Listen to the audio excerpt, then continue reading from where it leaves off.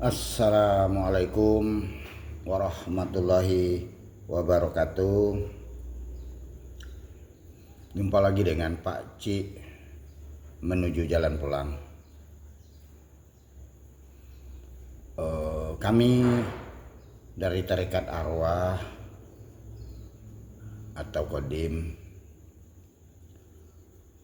fokus membahas ruang-ruang rohani.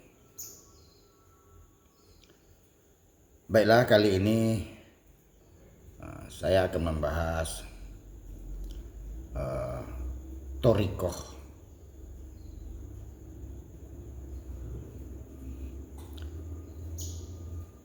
Saya ingin membahas Thorikoh ini karena saya salah seorang penganut Thorikoh. Itu pun belum lama saya bergabung dengan Majelis Zikir Tharikat Naqsabandiyah Kholidiyah Al-Madiyah Nusantara. Lebih kurang 3 tahun, sekitar 3 tahunan lah.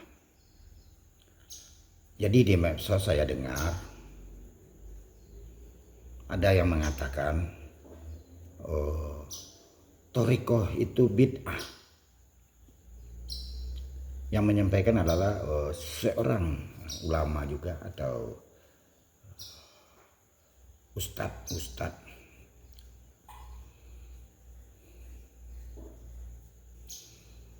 Saya akan membahas tentang Thorikoh ini. Apa sih Thorikoh?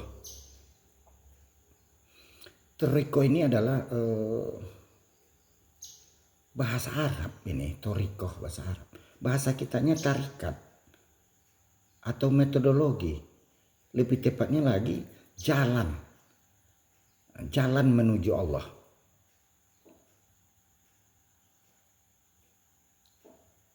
Karena syariat itu atau jasmani itu mengajari kita cara beribadah.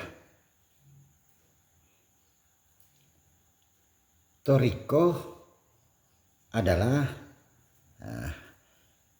mengajari kita bagaimana ibadah kita sampai.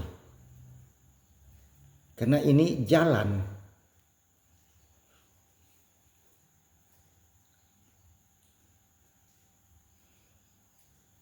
Kalau sepintas kita dengarkan di medsos atau yang disampaikan orang itu berbeda lagi,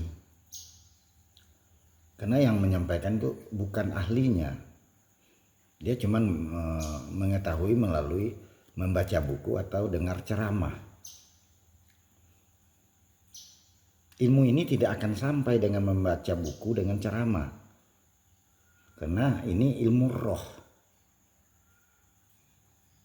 Ilmu hakikat ini memasuki ilmu roh. Roh itu sifatnya goib, nggak nampak. Kalau ilmu akal itu ilmu dunia. Rumusnya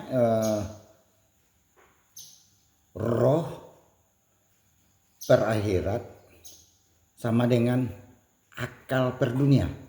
Itu rumus matematikanya. Rohmu untuk akhirat, mencari jalan menuju akhirat tertinggi, sementara akalmu untuk menguasai dunia. Inilah gunanya Thorikoh ini. Thorikoh itu harus mempunyai seorang guru. Tentunya guru yang sudah tahu jalan, yang pernah melewati jalan itu. Tentunya guru rohani yang jelas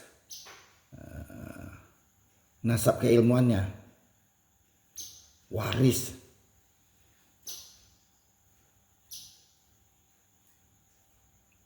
Kalau tidak, tidak mungkin kita temukan jalan. Karena sulit, jalan ini sangat sulit.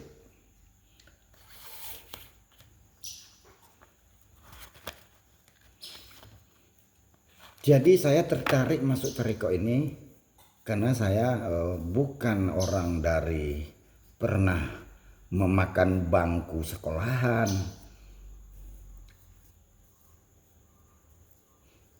Makanya saya ingin masuk di sini. Karena saya di dalam syariat atau sholat ritual yang saya lakukan bertahun-tahun, saya tidak menemukan apa-apa. Tidak ada bahasa apanya, tidak ada gregetnya, tidak ada getaran. Padahal saya sudah membeli buku, mencari dan bahkan menghafal apa itu arti dari takbir sampai salam. Sudah tahu pun, itu pun sama.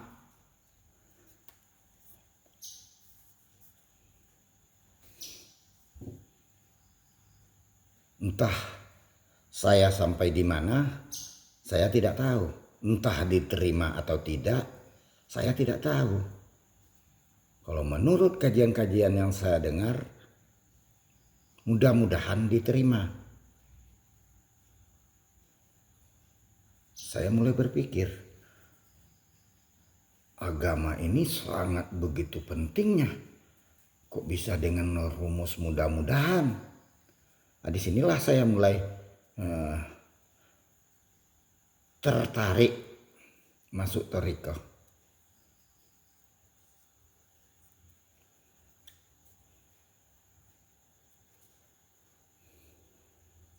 Begitu banyaknya saya ikuti tentang Toriko di media sosial, tidak ada yang bikin saya tertarik.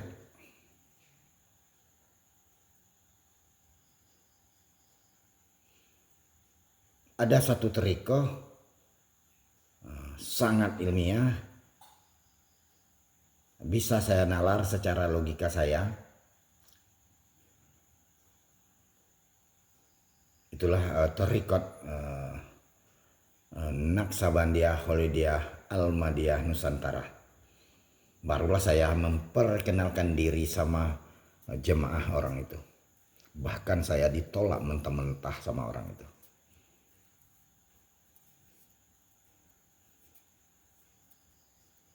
Bahkan saya diblokir di media sosial.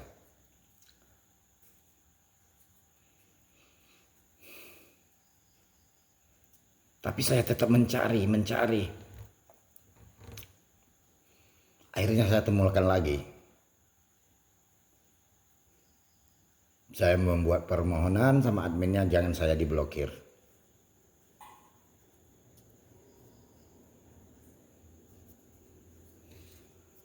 Rupanya guru saya menengok kesungguhan saya. Akhirnya saya bergabunglah di sana. Kalau tahu dari dulu saya sudah masuk.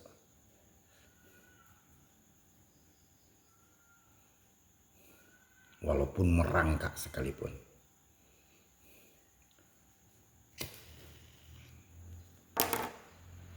Tidak ada jalan lain menuju Allah itu. Tidak ada jalan lain selain bertorikoh, karena itu jalan. Tentu di dalamnya ada sistem syarat dan rukun serta metodologinya. Tentu kami tidak akan menyampaikan apa-apa itu. Sebagian ada yang juga aurat bagi kami untuk menyampaikan di media sosial. Inilah tentang Toriko. Toriko itu kalau kita beranggapan bid'ah, kalian sendiri bisa menilai apa yang saya sampaikan. Karena Toriko ini untuk memasuki kita ke alam rohani. Untuk masuk alam rohani, dari alam jasmani ke alam rohani itu ada ambang batas atau batas ambangnya. Ini untuk masuk ke sini kita tidak mungkin dengan cara kita sendiri. Untuk melewati batas ambang ini, kemampuan akal panca indera kita terbatas karena terikat hukum ruang dan waktu. Sementara kalau masuk di alam rohani atau akhirat sudah tidak berlaku lagi hukum ruang dan waktu. Di sana tidak ada hari kemarin, hari ini, bahkan yang hari akan datang. Yang ada waktu itu hanya di alam relatif atau dunia, di alam baharu. Inilah kedahsyatan ilmu ini. Istilahnya kalau bahasa sekarangnya masuk dari alam sadar, masuk ke alam di atas sadar, dimensi di atas sadar. Itu dimensi roh.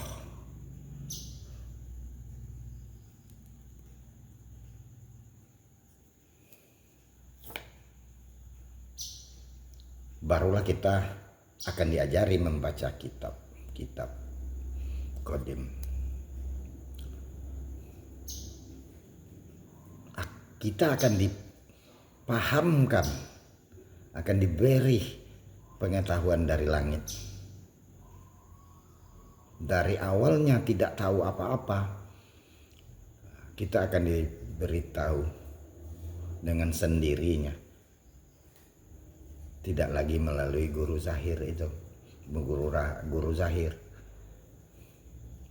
Guru cuma mengasih jalan, syarat dan rukun saja, tergantung potensi kita masing-masing. Kalau di bahasa syariat itu pahala, kalau di bahasa tasawuf atau bahasa tariqah itu adalah loading nur. Apa yang kita persembahkan untuk Allah itu saat itu juga akan kita terima hasilnya. Semakin banyak kita meloding nur atau berubudiyah atau bersedekah di jalan Allah, kita akan naik, dimensi kita akan dipahamkan lebih tinggi lagi, tergantung kita sendiri. Itu yang disebut pahala. Bukan nanti, diterima saat itu juga. Kita akan naik. Karena alam di atas sadar itu 7 lapis langit kesadaran, kata Nabi. Mungkin akan sering terjatuh juga, tapi kita akan coba naik lagi. Karena yang kita tuju adalah Allah itu di ujung akhirat tertinggi.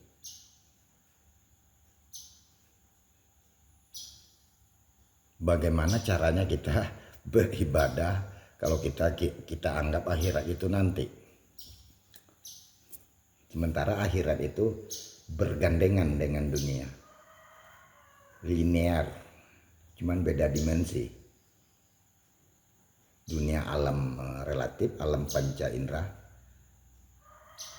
Akhirat alam mutlak, alam gaib, alam batin.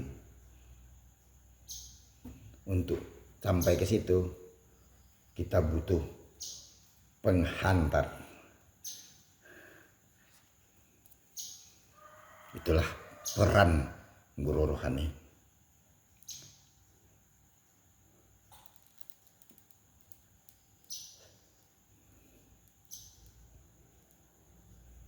Mungkin itu dulu yang saya sampaikan tentang thariqah dan perjalanan saya masuk thariqah. Ilahi anta masudi wa ridhoka matlubi. Assalamualaikum warahmatullahi wabarakatuh.